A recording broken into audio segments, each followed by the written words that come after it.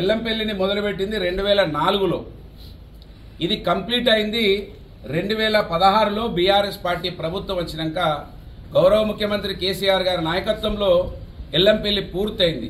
అంటే మీరు బ్యారేజే కంప్లీట్ చేయలేదు, మీరు ఎల్లంపల్లి ప్రాజెక్ట్నే పూర్తి చేయలేదు.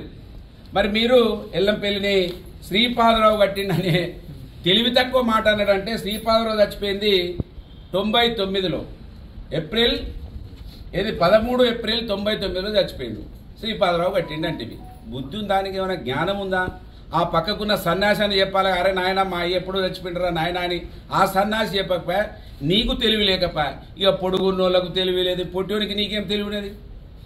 కనుక ఇవాళ అందుకే నీకు తెలివి లేదు, నీ పక్కకున్నటువంటి నీ మంత్రివర్గంలో ఉన్నటువంటి సన్యాసులకు తెలివి లేదు అనేది ఇవాళ స్పష్టమవుతా ఉన్నది. ఒకవేళ ఎల్లంపల్లిని మీరు పూర్తి చేయలేదు ఒక అంశము. రెండో అంశము, ఎల్లంపల్లిని మీరు పూర్తి చేసున్నా మీరు హైదరాబాద్కు నీళ్లు తీసుకుపోవాలంటే ఏం చేసిరు? మీరు ఏమీ చేయలేదు. మొబిలైజేషన్ అడ్వాన్సులు తీసుకునుడు, జేబులు నింపుకునుడు, ఊర్ల మీద పైపులు పడేసుడు, కాలువలు కొంచెం ఎక్కడన్నా వీలున్న కాడ తవ్వుడు, డబ్బులు దోసుకున్నారు తప్ప ఆ రోజే జలయజ్ఞం ధనయజ్ఞం అని పుంకాను పుంకాలుగా స్టేట్మెంట్లు వచ్చినాయి. కాళేశ్వరం నీ ముఖానికి కూలిపోయిందా? వస్తావా మేడిగడ్డ కాడికి? వస్తావా అన్నారం కాడికి? వస్తావా సిరిపురంలో ఉన్నటువంటి సుందెల బ్యారేజ్ కాడికి? కూలిపోయిందా? నీ ముఖం కూలిపోయింది, మీ తెలివి కూలిపోయింది, మీ జ్ఞానహీనమైపోయారు మీరు.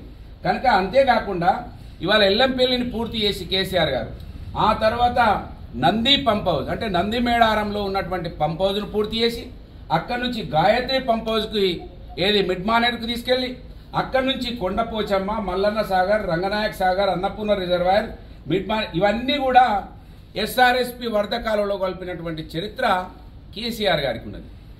ఏది పడితే అది మాట్లాడడం నిజంగా ఇవాళ అసహ్యం వేస్తూ ఉన్నది. ఈ ముఖ్యమంత్రి మంత్రిమండలిని చూస్తూ ఉంటే అది మన తెల్లగాళ్ళు దాగించిన కోతి ఎగురుతుందని తెలంగాణలో అంటూ ఉన్నారు.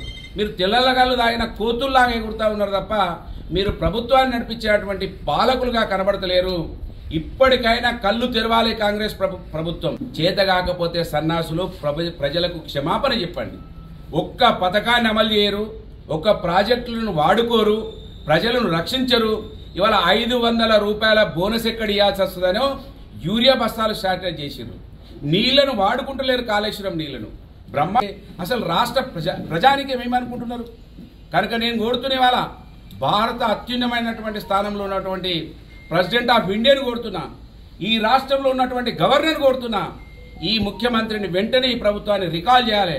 ఈ ప్రభుత్వం మొత్తం మంత్రిమండలిని వీళ్ళని పిచ్చాసుపత్రిలో చేర్చాలని నేను వారిని వినయపూర్వకంగా కోరుతున్నాను. భాష్యం చేస్తూ ఇంకా సంవిధాన బచావ్ అని సొల్లుగారుతున్న రాహుల్ గాంధీ ఈ తెలంగాణ మీద దృష్టి పెట్టాలని నేను డిమాండ్ చేస్తున్నా. రాహుల్ గాంధీని కూడా ఏడబోతుంది సంవిధానం రక్షించబడుతుందా ఈ రాష్ట్రంలో? మల్లన్న సాగర్ ఎల్లంపల్లి శ్రీపాదరావు కట్టించిన ఏం మాటలే ఇవి? జ్ఞానం ఉందా మీకు? వృధాగా పోతున్నాయి నీళ్లు. ఇక్కడ సిరిపురం బ్యారేజ్ కాడ నుంచి ఏం పాపం చేసింది సిరిపురం బ్యారేజ్? సముద్రంలో కలిసిపోయి ఉప్పు తయారవుతున్నది నీళ్లు పోయి. బ్రహ్మాండమైనటువంటి మంచి తేనెలాగా ఉండేటువంటి నీళ్లు, కమ్మగా తీయగా ఉండేటువంటి నీళ్లు సముద్రం పాలైపోతున్నాయి. కనుక ఇవాళ రేవంత్ రెడ్డి గారు ఒళ్ళు జాగ్రత్త పెట్టుకోవాలి. మీరు పోలీసులను పెట్టి కేసులు పెట్టిస్తాం, జైళ్ళల్లో వేస్తాం, బొంగుల కేసులు ఏం భయపడం మేము. నీ కేసులు నీ జేజమాలను చూసినాం మేము. కనుక నువ్వు కేసులకో ఊకదంపుడు ఉపన్యాసాలకో ఇవాళ యావత్ సమాజం తిరగబడబోతా ఉన్నది. ఎందుకంటే మాకే ఇంత బాధ కలుగుతా ఉన్నది, సమాజం అంతా ఎంత బాధపడుతుందో ఒకసారి ఆలోచన చేసుకోండి.